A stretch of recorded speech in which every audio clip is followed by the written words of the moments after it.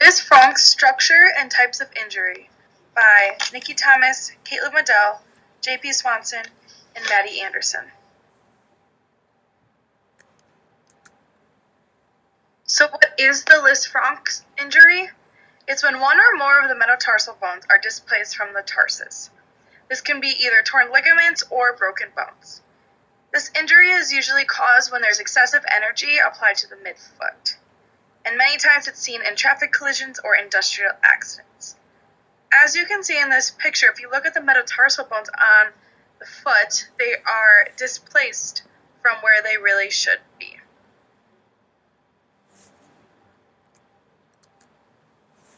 A little background on the Lis Franc injury.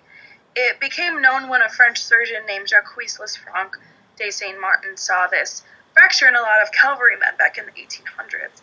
This could have been from twisting their foot in a pothole when it got caught, or dropping heavy objects onto the foot, and this would then show displacement in the metatarsal bones.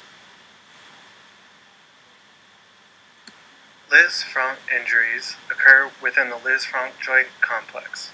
This joint is located in the transverse arch of the midfoot, which allows for flexion of the arch of the foot. The Lis Franc joint includes articulations such as the tarso-metatarsal articulation, the intermetatarsal articulation, and the intertarsal articulations. Bones within the Lis Franc joint complex include tarsal bones as well as the 2nd through 5th metatarsal bones. The tarsal bones include the cuboid bone as well as the bones of the cuneiform complex, which include the medial cuneiform, intermediate cuneiform, and lateral cuneiform. The cuboid bone provides stability for the foot and helps with the movement of the toes.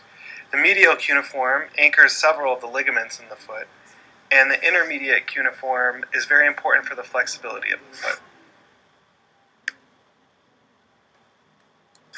Ligamentous support for the Lis Franc joint complex involves dorsal and plantar ligaments of the foot, interosseous ligaments between the 2nd and 5th metatarsals, and the Lis Franc ligament. The interosseous ligaments join the 2nd through 5th metatarsals.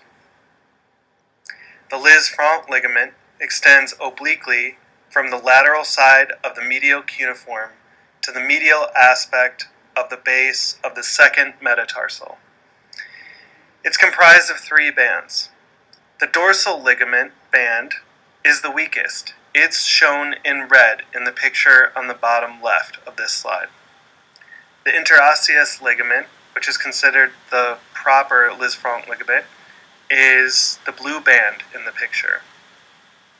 The plantar ligament can be variable, but most often sends bundles of fibers to the 2nd and 3rd metatarsal bases. The Lis Franc ligament is the strongest and largest interosseous attachment of the joint complex. Now we're going to talk about Lis Franc fractures. There are 3 types of Lis Franc fractures, which include a homolateral, an isolated, or a divergent fracture. To begin, I'm going to talk about a homolateral fracture. This type of fracture is most common. It involves displacement of the metatarsal bases in the same direction as we see on the picture on this slide. A displacement is defined in terms of an abnormal position of the distal fracture fragment in relation to the proximal bone. Although usually this involves the 2nd through the 5th metatarsals being dislocated laterally, it can involve all 5 metatarsals and can be dislocated medially. A lateral displacement may also suggest a cuboidal fracture, which, as the name lets us know, involves a fracture of the cuboid bone on the foot. The next subtype of a Lis Franc fracture is an isolated fracture. Out of all the types of Lis Franc fractures, an isolated fracture is the least common. This involves displacement of 1 or 2 metatarsals, as we see in the picture above. In this type of fracture, the metatarsals are displaced in the sagittal or coronal plane. Different to a homolateral fracture, an isolated fracture may be associated with a navicular fracture, which is the bone on top of the midfoot.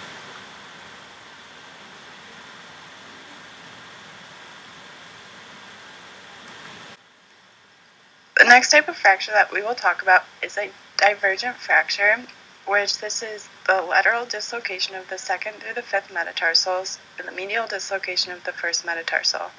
In the top picture here, you can see how the first metatarsal moves medially and the second through the fifth metatarsals move laterally. Metatarsals are displaced in a sagittal or frontal plane.